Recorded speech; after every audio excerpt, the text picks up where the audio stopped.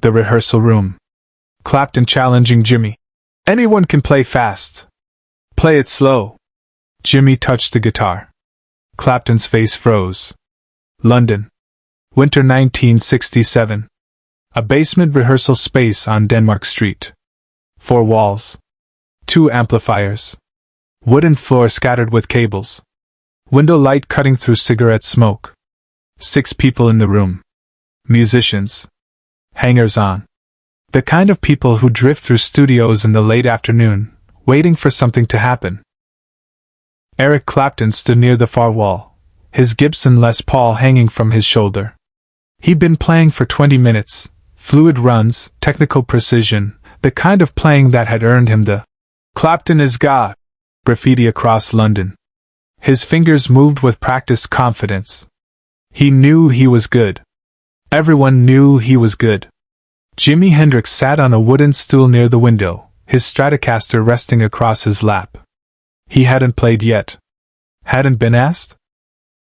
He'd just been sitting there, listening, his fingers occasionally touching the strings without sound, phantom movements, muscle memory without intention. Clapton finished a solo.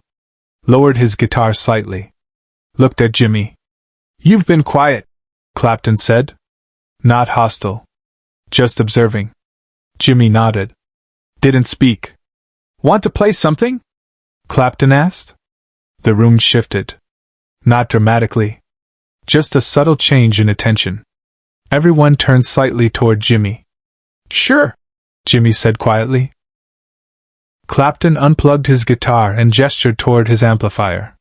"Use mine. It's already set." Jimi stood. Walked slowly to the amp plugged in. The cable made a soft pop through the speaker. He adjusted the volume knob. Turned it down, not up. Then sat back on the stool. His fingers found the strings. He played a phrase, fast, technical, effortless. Blues rock fusion, the kind of playing that was starting to make people in London pay attention.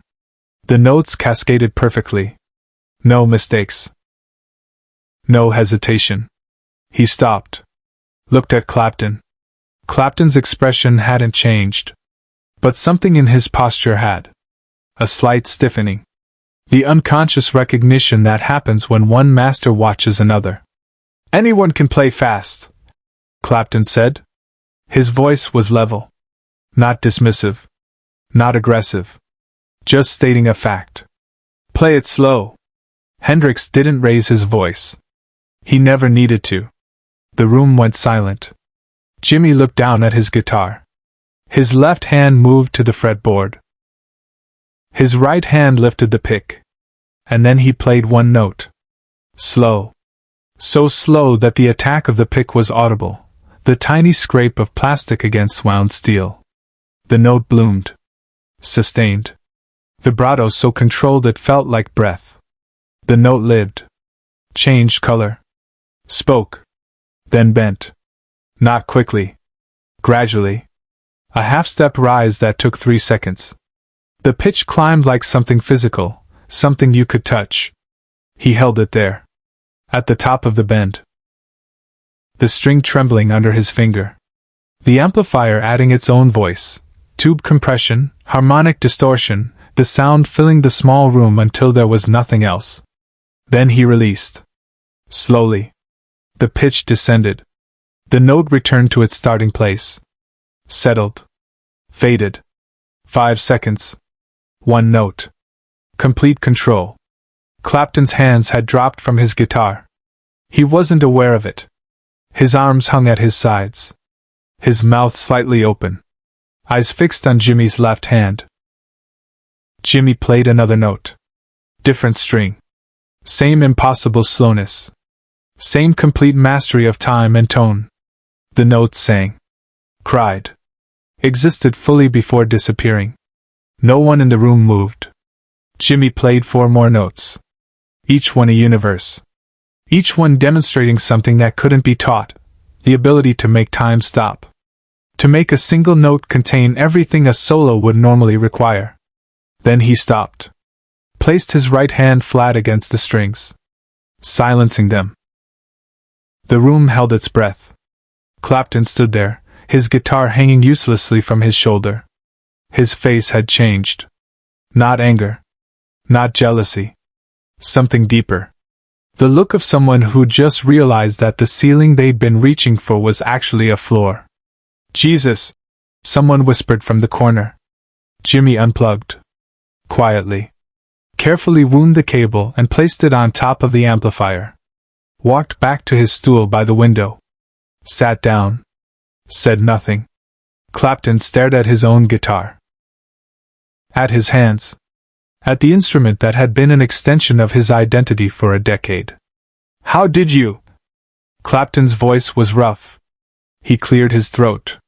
Started again. "How did you do that?" Jimi looked up. Met his eyes. "Do what?" "Make it." Clapton searched for words. "Make it breathe like that." Jimi considered the question. "I don't know. I just listen to what it wants to say." "What it wants to say," Clapton repeated, testing the phrase, trying to understand it. "The note," Jimi said quietly. "It's already there. In the string. In the wood. In the air. You don't make it. You just let it out." Subscribe and leave a comment, because the meaning of this moment is still unfolding. What happened in that rehearsal room wasn't about technique. Wasn't about speed or flash or showmanship. It was about something more fundamental. Eric Clapton was a master. By any measure. His playing had influenced thousands. His solos were studied, memorized, replicated. He had earned his reputation through years of disciplined practice and natural talent. But what Jimi Hendrix demonstrated in those 6 notes wasn't mastery of the guitar. It was mastery of music itself. The difference is subtle but absolute. Clapton played the guitar beautifully. Jimi played music, and the guitar was simply the medium. The notes weren't technical achievements. They were thoughts. Emotions. Direct transmission from intention to sound without the barrier of mechanics. Clapton understood this immediately. That's what froze him. That's what dropped his hands from his instrument. He'd spent his life perfecting his relationship with the guitar. And in 6 slow notes, Jimi showed him that he'd been having a conversation with the wrong thing. You don't play at music. You play with it. Through it. You become transparent. The people in that rehearsal room didn't talk about what they'd witnessed. Not that day. Most of them didn't have the vocabulary for it. They just knew something had shifted. Some hierarchy they hadn't known existed had been quietly, irreversibly rearranged. Clapton sat down in the folding chair near the door. He didn't play again that afternoon.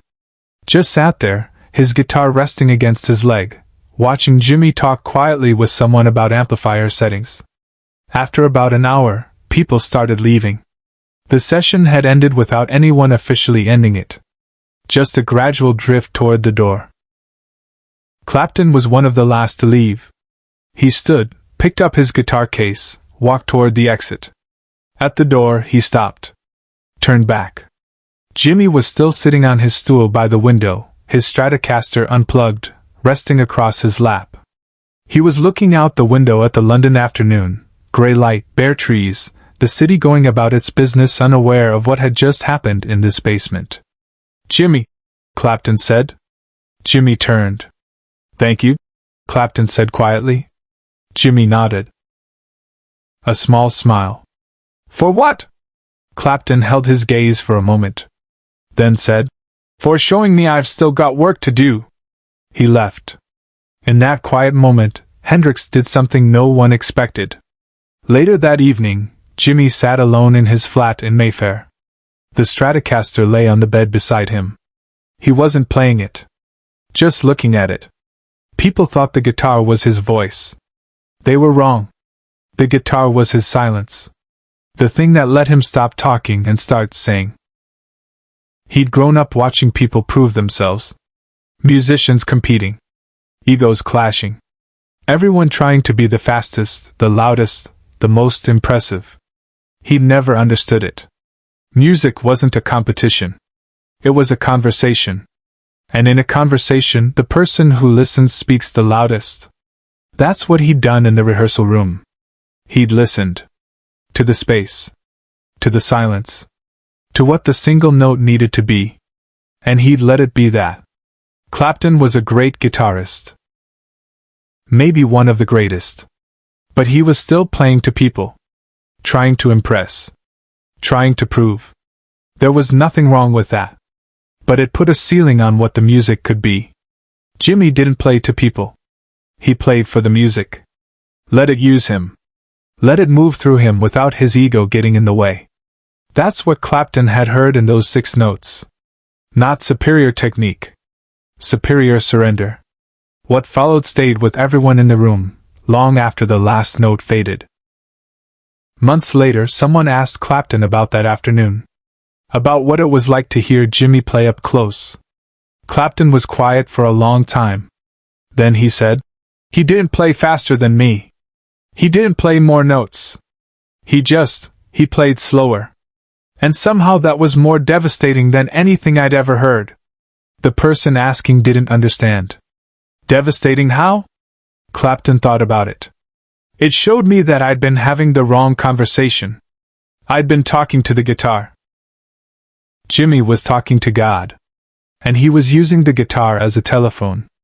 The story circulated. Among musicians. In studios. Backstage at venues. It became one of those quiet legends, the kind that doesn't make it into official histories but gets passed down anyway, person to person, musician to musician. Not because it was dramatic. But because it was true.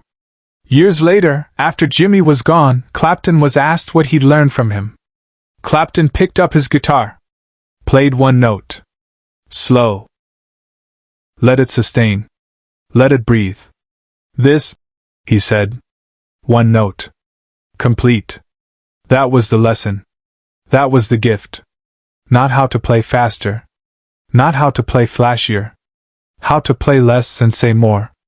How to get out of the way and let the music be what it already is. Share and subscribe. Some stories deserve to be remembered.